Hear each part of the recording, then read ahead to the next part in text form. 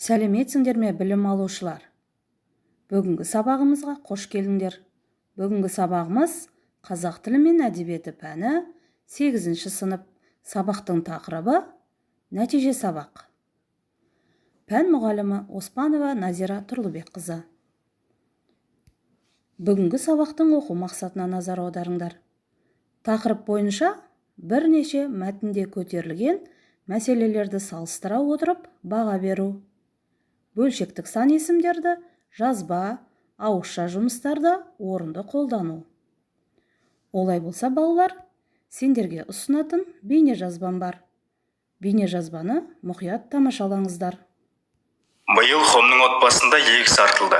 Артылған өнімді сату үшін Хом көрші ауылға жолға шықты. Ол егістікті басқа өнімге айырбастайтын адам іздеді. Ежелгі адамдардың тұрмысы осындай болған екен. Дегенмен, сауда жасауға мүмкіндік әрқашан болған жоқ. Егіндіктің өнімі сауда емес, күнкөріске ғана жетті. Сол үшін ежелгі ауыл адамдары жұмыла еңбек етіп, бауырлық қарым-қатынас пен дәстүрді сақтауға тырысты. Алайда жауын-шашын күтудің орнына адамдар арналар құруды үйренді. Өнімділік деңгейі де көтерілді. Кейін отбасылар шаруашылықтың бір түрімен ғана айналысатын болды. Себебі адамдар өнімдерді өзара айырбастап, қажет затын сатып ала бастады. Ал бұл сауданың дамуына алып келді. Адамдар тауарларды тек бір ауылдың ішінде ғана емес, одан тыс жерлерде де сатуға көшті. Үлкен керуендер жер жүзін кезе бастады. Керуен сарайлар салынды. Сауда, қолөнер және мәдениет орталықтары пайда болды. Осындай орталықтар қалаларға айналды. Басында әр аймақ өзге тілді, өзге дәстүрді білмейтін еді. Сауда жасауды қолға алған соң, адамдар өзара байланыс құра бастады. Осылайша олар тек туыстық қарым-қатынаспен шектелмей, басқа адамдармен кәсіби, достық қарым-қатынас құруға кірісті. Хом да Фемді қалада сауда жасап жүргенде кездестірді. Орталық Азия жерінде түріктердің алғашқы жазу мәдениетінің көрінісі соғды тіліндегі хаттар екен. Бұған дәлел ретінде Мук мұрағатындағы неке келісім шарты болды. Онда түрік ұлы Ут тегінмен соғды қызы Дуггончи некесі туралы жазылған, ал соғды тілінен түркі тілдес қазақ тілде қалыптасқан. Қазақстан аумағындағы ежелгі қалалар шығыстың басқа да орта ғасырлық қалаларына ұқсаған. Яғни бұл қалаларда этника тұрғысынан көп тілді және көп ұлтты болған. Бүгінгі күнде де Қазақстан жеріндегі қалаларда әртүрлі этнос, дін және тілдері бар. Біреуге пияз болған, біреуге жуа. Олар әртүрлі болса да, қала олардың ортақ үйі. Міне балалар, бейне баянды тамашаладыңыздар. Сонымен біз қандай бөлімді аяқтағалы отырмыз? Дұрыс айтасыңдар. Біз 2-ші бөлім сауда жасай білесің бе атты бөлімді қорытындылаймыз. Сауда жасау бұл адамның нәсіліне, ұлтына, жасына қарамайды екен. Сауда халықаралық қатынас орнататын бірден бір құрал болып табылады. Олай болса, биыл Хомның оқулықтарында берілген тапсырмаларға назар аударыңдар. 2-ші тапсырма. Мәтіндерді оқы, әр мәтінге тақырып қой, мәтіндерді салыстыр. Оқулықтарында берілген мәтіндерге қараңыздар. 1-ші мәтін. 19-шы ғасырда қазақ даласында сауда-саттықтың жаңа түрі жәрмеңкелер пайда бола бастады. Көрші елдерден келген көпестер сауданың көбін Жібек жолы бойындағы ірі қалаларда ғана жүргізді. Ал 19-шы ғасырда ірі қалаларда емес, әртүрлі өлкелік, уездік аймақтар таңдалып алынып, жылдың бір мерзімінде сауда-саттық жәрмеңкелері өтіп тұрды. 2-ші мәтін.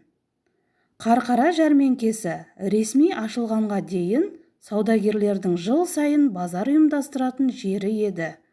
Алыс қалалардан келген көпестер оның атын әр тарапқа таныта бастайды.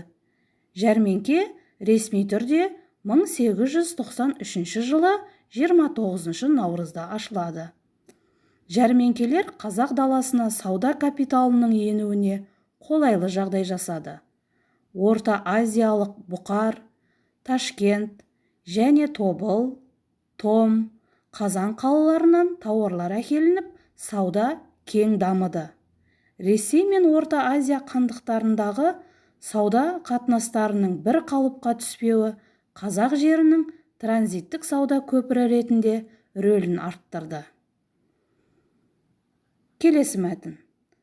Қарқара келгенімізге 3-ші күн.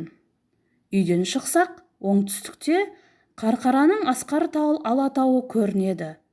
Алатаудың белуарына дейін көк шашағын желбіретіп, Қаратау асылып тұрған тәрізді. Шынтақтаған қараторы ару, меңзес Қаратау үлбіреген ақ бұлт торғынын жамылып тұрған іспетті. Жағалай біткен кенере таудың кең алқап мидай жазық қойнауын Қарқараның қатты ағынды өзені жарып ағып, сылдыр қағады.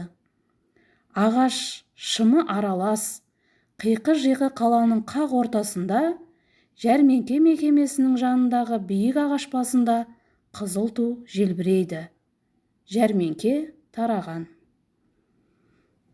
Балалар, берілген мәтіндерді мұқият оқып шығып, салыстыра отырып, әр мәтінге тақырып қойыңыздар.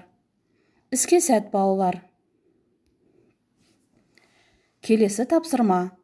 3-ші тапсырмаға назар аударыңдар. Бөлшектік сан есімдерден сөйлем құрастырып жазыңдар.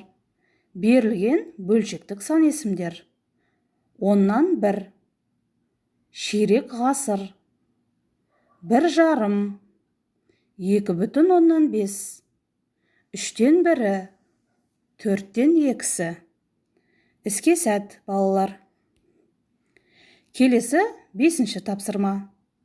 Браун қозғалысы тәсілі бойынша сыныптастарыңнан сауданы қайдан жасайтындарын және көбінесе қандай тауарлар сатып алатынын сұрап шығыңдар.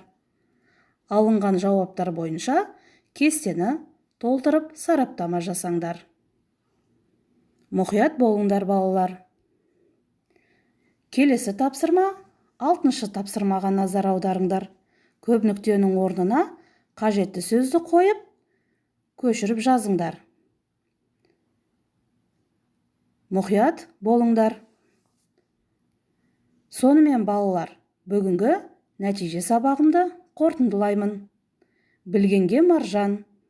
Есте сақтаңдар. Сауда сақал сипағанша. Барымен базар, жоқты қайдан қазар. Базарда 1000 кісі бар, әркім танығанына сәлем береді. Сонымен, сау болыңдар, балалар. Назарларыңызға рахмет.